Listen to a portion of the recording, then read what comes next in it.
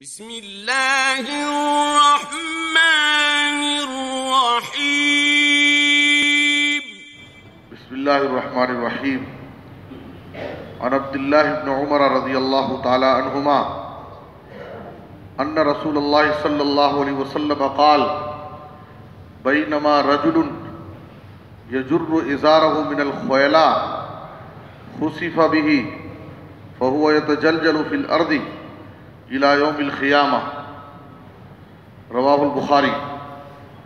محترم حضرات، عبداللہ بن عمر رضی اللہ تعالیٰ عنہ سے مروی ہے کہ رسول اللہ صلی اللہ علیہ وسلم نے فرمایا کہ ایک آدمی زمین پر اپنے ازار کو فخر و غرور سے، تکبر سے گھسیٹتے ہوئے چل رہا تھا۔ اللہ تعالیٰ کو اس کی یہ ادا پسند نہیں آئی اور اس کو زمین میں دھسا دیا،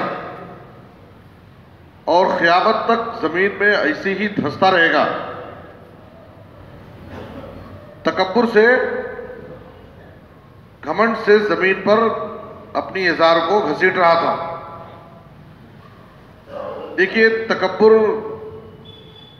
چاہے کسی بھی چیز میں ہو، یہ اللہ کو پسند نہیں ہے، اس لیے کہ اللہ کی شان ہے۔ کبریائی، بڑائی، بزرگی، عظمت، یہ سب اللہ کی شان ہے، اللہ کے لائق ہے۔ اب اگر کوئی شخص اللہ کی صفت کو اپنانا چاہے گا تو اللہ اس کو عذاب دے گا۔ العز ازاری والکبریاء ردائی فمن ینازعنی عذرتہ۔ اور قرآن مجید میں اللہ تعالیٰ نے متکبرین کا ٹھکانہ جہنم بتایا ہے۔ سورہ غافر میں اللہ نے کہا قیل ادخلوا ابواب جہنم خالدین فیہا فبئس مثوى المتکبرین۔ فبئس مثوى المتکبرین، یہ ٹکڑا قرآن میں کئی مقام پر ہے۔ اللہ نے کہا کہ متکبروں کا ٹھکانہ بہت ہی برا ہے۔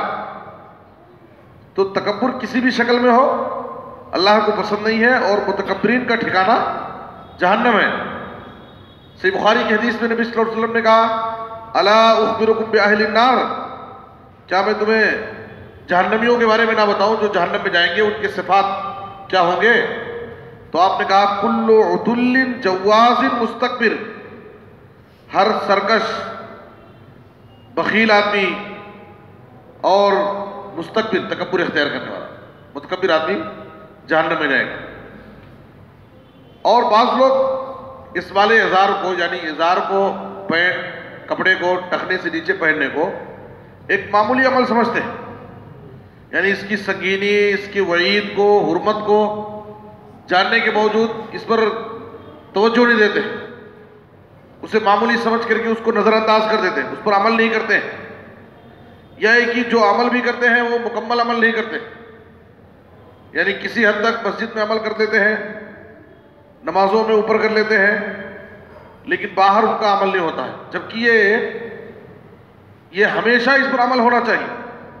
ایک مسلمان کا لباس ہی ٹخنے سے اوپر ہونا چاہیے، مرد کا لباس، اس لیے کہ اس تعلق سے جو ممانعت احادیث میں ہے، بڑی سخت وعیدیں آئی ہیں، بڑی سخت حرمت ہے اس کی۔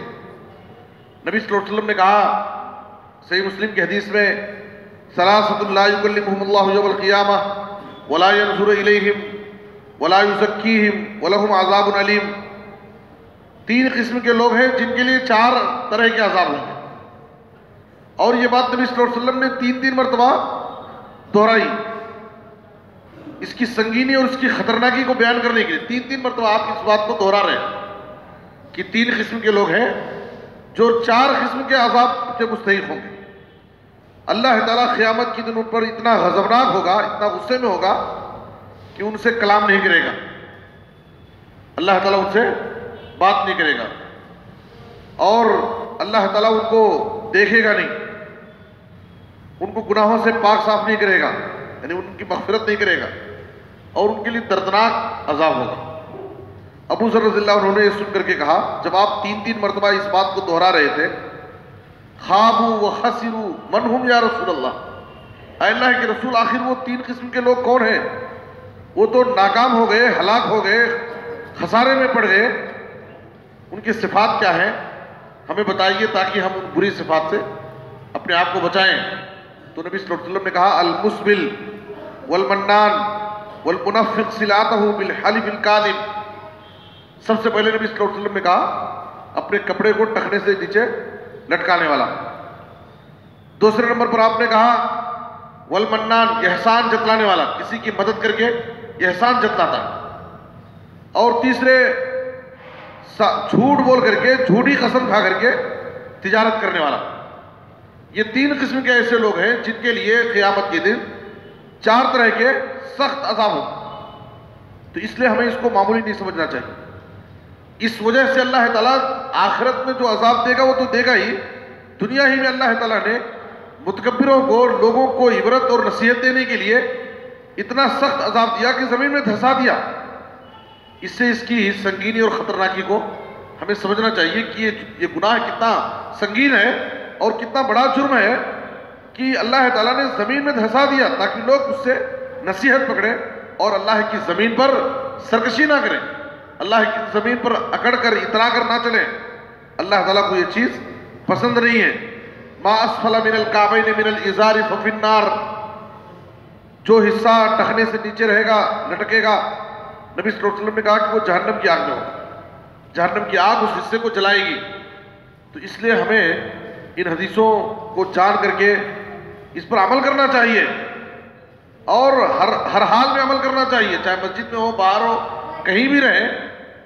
اللہ اور اس کے رسول کا حکم جاننے کے بعد اس پر باقاعدہ عمل کرنا چاہیے اور کسی بھی چیز کا، کسی چیز سے ہمیں مرعوب نہیں ہونا چاہیے. یہ ایک مسلمان کا لباس ہے اور مسلمان کو اسلامی لباس اختیار کرنا چاہیے اور اسلامی اصولوں پر، اسلامی احکامات پر عمل کرنا چاہیے تاکہ ہم دنیا میں بھی اور آخرت میں بھی اللہ کے عذابات سے محفوظ رہیں اور دونوں جگہ کامیاب ہو سکیں. اللہ سے دعا ہے کہ اللہ تعالیٰ ہمیں ان باتوں کو سمجھنے اور ان پر عمل کرنے کی توفیق عطا فرمائے. آمین. تقبل یا رب العالمین. وصلی اللہ علی نبینا محمد و آلہ وصحبہ اجمعین.